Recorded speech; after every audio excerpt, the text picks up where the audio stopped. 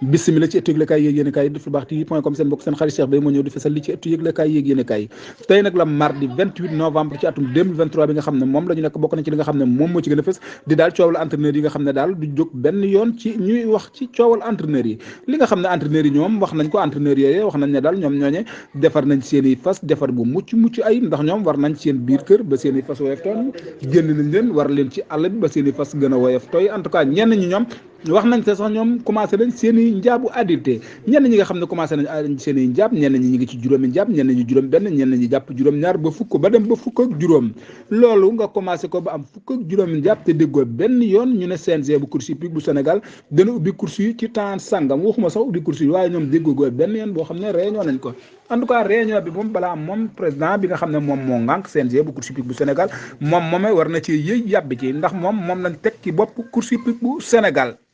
ndax dana génn en tout cas même bu munte génn war naa yebal ay ndawam ñu daal di jukk wàcc ci terrain bi wax li nga xam ne moom moo nekk ci moom bu ko defee ñu mën a avisé wu wax ne course dana ubbi ci temps sangam ak sangam en tout cas moom parti opposition bi ñoom wax nañ ne ñoom bu fekkante ne bii na jox nañ leen feu vert ñoom ñooñee danañ def le tout bu ubbi ci mois de janvier bi nga xam ne moom la ñu dëgmal en tout cas moom xawma dana mam du am waaye bu amee daal moom mooy li gën ci entraîneur yi gën ci sooke yi gën ci borom fas yi gën ci ñi nga xam ne ñoom ñoo di seetaankat yi en tout cas li wérté woon moom loolu moom jot na sëkk pour ñu waxtaane ko toog def table ronde waxtaan ci seen biir xool na mu gën a rafete ñu def ko en tout cas moom bu dul lool rek course hippique bu Sénégal moom dana teel a tabbi lool ci biir koor gi bala ñoo àgg ci neex-neex bi rek danañ tabbi ci biir koor gi te bu boobaa engouement bi mën naa wàññeeku ndax ku ne xam ne woor ba ngoon li nga xam ne moom moo ci aju sa xel du nekk ci dara dul dem dog ji moo tax daal war nañoo def kéemtalaay kattan ba teel a ubbi course yi bala ñoo dem ci jegantale weer wi leneen li nga xam ne nag moom moo ci jot a xew jàmm la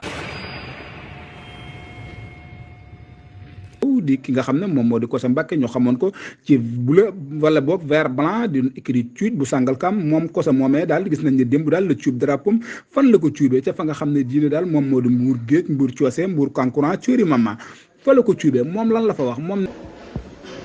asalaamaaleykum mbokki Sénégal asalaamaaleykum mbokki turfis yi man la seen doom Kosa Mbàkke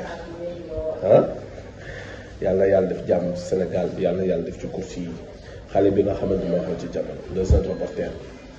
waaye xam nga nag ñu ngi waaj li nga xamante ni mooy préparation saison 2024 2025 Kosa Mbaye Pekh à l'écurie Lamba Fall Kosa Mbaye Pekh à l'écurie Lamba Fall de Omar Bawa Senior yàlla def jàmm yàpp boo département leen nag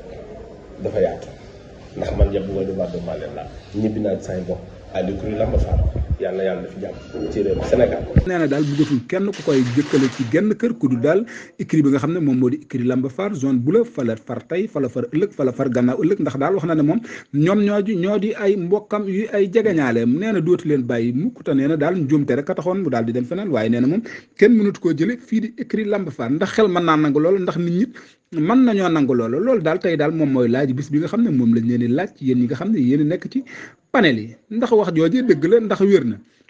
monsieur le ministre tam ci sa rapport gisuma nga tudd ci benn sport bu am solo muy course hippique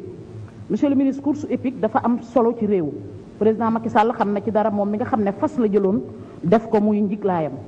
loolu moo tax mu jëloon ay hectares yu bari jox leen ko ci mbuurkat monsieur le ministre loolu foo toll ci teg pose première pierre bi ba président xam ne li mu joxe woon ñu ngi am fuñ ko def ba bu ëllëgee mu bokk ci ay jumtukaayam yi muy mën a wàññi. monsieur le ministre ma am chance cette année yàlla fekkeloo ma dem Paris fekke fa Longchamp mooy prix Arc de Triomphe à Paris ma gis ne fas ya fay daw am nañ ko fii ci suñu réew mi monsieur le ministre defe naa ne loolu mat nga ci seede parce que paraît-il que yow dégg naa sax am nga fas monsieur le ministre donc kon mu leer la ne fas lu am solo la waxuma la dara waaye ci xëyu ndaw yi lim mën a indi mais monsieur le ministre lan moo tax lu mel noonu tey buñ ko taxawee am ko defar ko ci suñu dëkk du ñu mën a indil ay revenu ndax xam nga ci dara parce que en tant que ancien directeur de la LONASE xam nga li fas di indi te monsieur le ministre fi may daanele mooy lu tax mënuñu jël li nga xam ne moo doonoon lu ñu renouvellement bureau bi bu CNG bu fas parce que dañ ko war a renouveler monsieur le ministre li ko def mooy Matar Ba ak Jatara ñoom ñëpp dañ doon joxe ay mandat 3 mois 6 mois te il est temps loo xam ne mi ngi woon 2013 ba tey benn bureau bu nekk 2013 ba tey nekkatul en validation monsieur le ministre il est temps que nga am sa courage marqué sa empreinte pour renouveler loolu monsieur le ministre may wax ne aussi ñi nga xam ne li ñu war a renouveler bureau bi mooy am na ay xale yoo xam ne tey ils sont prêts mu jaral leen seen bakkan jaral leen seen doole jaral leen seen alal pour ñu defar course épique kon ñooñu dañoo war leen a propulser ñi nga xam ne bureau bi fa la newoon ñu seet naka la ñuy def waxtaan wala ñu seet ay élection wala lu mu mën a doon parce que bureau bu nekk depuis 2013 validé tout. fii la ñu yamandi bye bye bonne continuation à vous Dakar.